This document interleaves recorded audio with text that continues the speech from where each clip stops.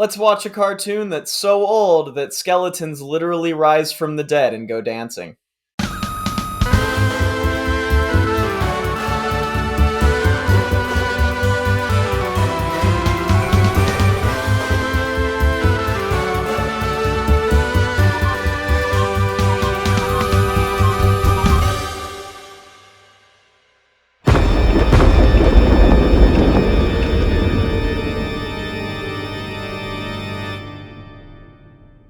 Welcome to Hester Bros Cartoon Theater, everybody! I'm Alec, this is my brother Lucas, and the month of October for us is gonna be Halloween month. So we're gonna be kicking this thing off with the first episode of a new series that we are calling the Toon Museum.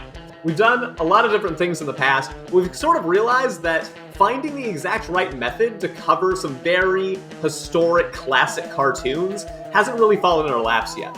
So what we wanted to do here is create a fictional museum where we will induct historically important pieces of animation by giving them their own dedicated episode. And because this is not only the first Toon Museum episode, but also we're here for Halloween month, we thought it would be fitting to have our first inductee be a classic little short film called The Skeleton Dance. For Toon Museum, we're going to spend a little bit more time talking about the history and the legacy of the cartoons and discussing what about them makes them museum-worthy.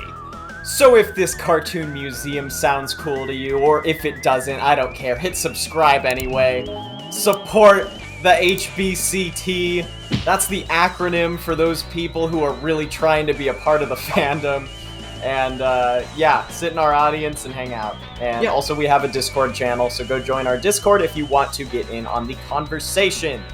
Outside of the YouTube comments, which can be a scary place for everybody. Halloween month. So Lucas, would you mind kicking this off by sharing a bit about why we picked Skeleton Dance as being our very first choice for this series? Well, first of all, we are currently entering the most phenomenal holiday of any culture in any time period. I figured that it was important to start this off on a historical note. We always wanted to do this Toon Museum. We wanted to do something that gives us an ability to showcase some older cartoons or some cartoons that had like a really major impact on society. The Skeleton Dance not only is something that kind of introduced like Halloween to the animated scene and kind of grew this idea that animators would do spooky stuff because there's so much creepy imagery in animation that could be showcased and that we'll talk about throughout the rest of this month. So that was great for Halloween. And then also Silly Symphonies is such a historical landmark moment of animation as well that has influenced so much throughout the years. It was kind of serendipitously just the perfect way to start. Cool. All right, so how we're going to do this? I'm going to get into some history. Lucas is going to share some of what he found. Then we'll get into what we like the most about this classic cartoon. The Skeleton Dance is a 1929 black and white Disney cartoon featuring 4 skeletons dancing in a musical graveyard. It is the first of 75 short films in Disney's Silly Symphony series. Only a year after Mickey Mouse made his debut, Walt Disney debuted this idea of these musical novelties, quick short films that wouldn't star a recurring character, but would build a story around the music. Fun fact about that, actually. Since this was done in 1929, the law right now on public domain animation is typically 80 years.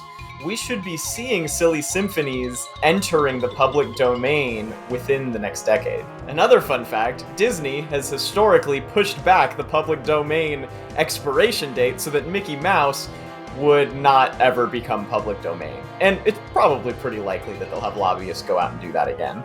The Skeleton Dance was the short film that Walt Disney and Pat Powers used to attract a national distributor, not only for the Silly Symphony series, but for the Mickey Mouse cartoons as well. The animation was led by another Disney legend, Ub Iwerks, a name that you may recognize as Mickey Mouse's original artist. As for the director, Walt Disney directed this short film himself, as he did with many of the original Disney short films. Sometimes the music for the Silly Symphonies would be a previously written composition. Sometimes it would be original, made for the film. In the case of the Skeleton Dance, it was a mix. It includes a part of Edvard Krieg's March of the Dwarfs from 1893, when the skeleton plays on the ribcage xylophone. But all the rest of it was written for the short by Carl Stalling, who created an insanely memorable score, simply called The Skeleton Dance. And Carl Stalling actually got the idea from an old magazine ad. He saw a skeleton marionette where people would pull the strings and it would make them dance. And he suggested the idea to Walt Disney, not actually expecting it to end up as a fully animated short the way that it did. It was actually a miscommunication that made him have that idea. Yeah, and interestingly, the 1929 Disney version actually had the original name The Spook Dance, and other alternate titles included Mysterious Melodies and Haunted Harmonies. Disney's short film would become an inspiration to other works as well. Another Disney cartoon called The Haunted House would use these same skeletons again in the same year, 1929. A Warner Brothers Harmon Isling cartoon called Hittin' the Trail to Hallelujah Land dropped in 1931 and included a scene influenced by the skeleton dance. When Ub Iwerks temporarily left the Disney studio, he himself directed a Technicolor short film called The Skeleton Frolic that Columbia Pictures released, and Columbia Pictures also happened to be the same studio that did release The Skeleton Dance for the first time in 1929. And originally, The Skeleton Dance actually didn't do very well. It didn't have good reception because it was a little bit too gruesome. So Walt tried to pitch it to the Artists Theater in LA. They said that it was just too graphic. They didn't want anything to do with it. But Walt eventually did get the short to run in the Carthay Circle Theater as well as the Roxy in New York, along with a feature called The Four Devils that started on June 10th in 1929. That is really when it took off and what convinced Columbia Pictures to sign Silly Symphonies and made it nationally distributed in late August. Speaking of the theme at the time being too gruesome, which seems crazy by today's standards, in February 1931, the New York Times had reported that the skeleton dance had been banned in Denmark for being too macabre. Years later, Lucas and I would discover this as part of a VHS tape called Scary Tales, which included several more creepy Disney cartoons that stood the test of time. Thank you to my book, Walt Disney's Silly Symphonies, and the authors Russell Merritt and J.B. Kaufman for providing lots of this trivia today. And I'll cite where I got my stuff in the links in the description. I mentioned our history with this. When we lived in Colorado, at Blockbuster, there was this VHS tape. It had 6 Halloween-y Disney cartoons. Skeleton Dance was one of them. And we just have such fun memories watching that from the Bear Creek cabins. We each watched the episode leading up to this. Could you tell me what stuck out to you that makes Skeleton Dance museum-worthy and gives it the legacy that it has today? Well, one thing that we haven't talked about yet is just the animation and how part of what made Silly Symphonies so important in animation history is because of the painstaking work that they did in their animation. Now, if you have something like the Skeleton Dance, you could just copy and paste all 4 of those skeletons and, run them next to each other on a digital background. It would be so much easier to animate something like this nowadays. Back then, you had them hand drawing.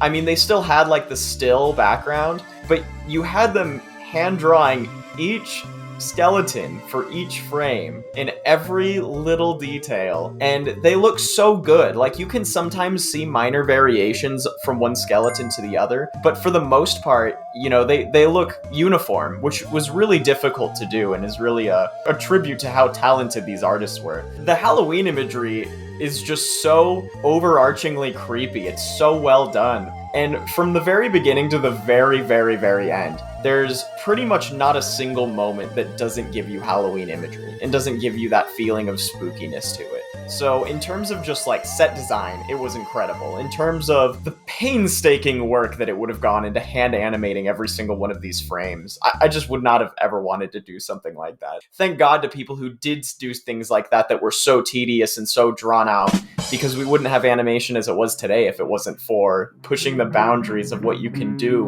with that like flipbook technique. Yeah, the fact that there's this fluidness in the way that the skeletons move, for it to be basically basically just a big flip book is absolutely insane that they were able to get that kind of motion down without it feeling broken up. I have to think about this in terms of it being the very first Silly Symphony. These short films that were able to hold people's attention so easily just by being music and a story with very little dialogue, if any dialogue at all. Something like that is so hard to do now, and yet any adult could watch the skeleton dance, I think, and be like, wow, this is really cool. I'm captured with how fun this is. I'm laughing with it. Anybody can watch this and have a great time with it. So perfect for the Halloween theme, like you said. It is a gem of animation history that will probably last another 100 years.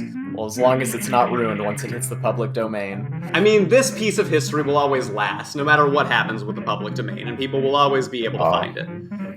No history lasts forever, but that's why we're here to preserve it as well as we can with these little segments. So I think that when we introduce these Toon Museum subjects, sometimes they're going to have something that's a little bit close to our heart too, because it's our museum. Talking about the history of something with such a legacy as this feels like a great way to do it. Well, Lucas, this was a lot of fun today. Do you have anything that you want to close us out with? It's Halloween month, Finches, and we're gonna get spooky. Yes!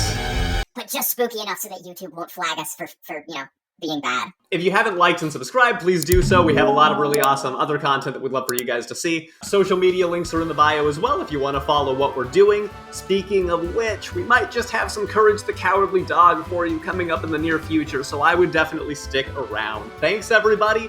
Happy Halloween month! Peace.